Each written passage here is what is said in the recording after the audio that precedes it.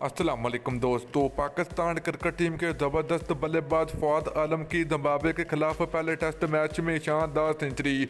तो दोस्तों सेंचुरी होने के बाद पाकिस्तान क्रिकेट टीम के कमेंट्री मैन रमीज राजा भी पाकिस्तान क्रिकेट बोर्ड के ऊपर बरस पड़े और पाकिस्तान क्रिकेट बोर्ड को हारे हाथों ले लिया है।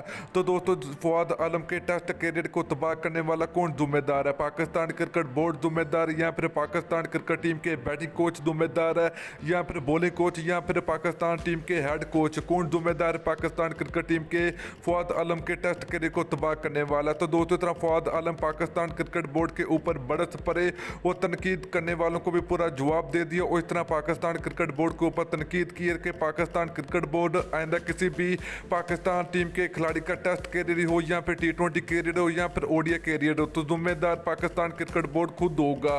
क्योंकि दोस्तों रमीज राजा ने पाकिस्तान टीम को हारों हाथों ले लिया पहले टेस्ट मैच के दूसरे दिन जब फवाद आलम की सेंचुरी मुकम्मल हुई। तो दोस्तों आज की इस वीडियो के अंदर आप लोगों को मुकम्मल तफसील आप लोगों को मिलने वाली है।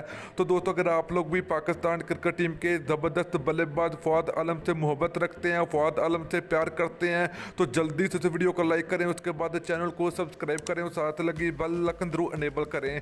तो चलिए दोस्तों आपको बताते चले कि पाकिस्तान और जिम्बाब्वे के दरमियान पहले टेस्ट मैच के दूसरे दिन पाकिस्तान क्रिकेट टीम के ज़बरदस्त बल्लेबाज फवाद आलम की ने एक और सेंचुरी बना डाली टेस्ट क्रिकेट में। तो दोस्तों फवाद आलम की ज़बरदस्त बल्लेबाजी ने पाकिस्तानी क्रिकेट फैंस के एक बार फिर दिल जीत लिए।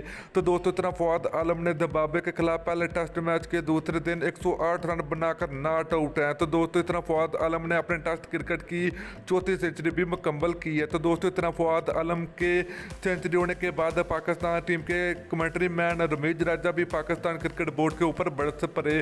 तो दोस्तों जितना आप लोग को पता कि पाकिस्तान क्रिकेट टीम में 10 साल बाद वापसी हुई है फवाद आलम की पाकिस्तान टीम में। तो दोस्तों इतना फवाद आलम की जब से पाकिस्तान टीम में वापसी हुई है तो सेंचुरी ऊपर सेंचुरी बना रहे हैं, तो रन मशीन के नाम से जाने जाते हैं। तो दोस्तों फवाद आलम की ज़बरदस्त बल्लेबाजी देखने को मिली है। तो फिर मिलते हैं नेक्स्ट वीडियो में।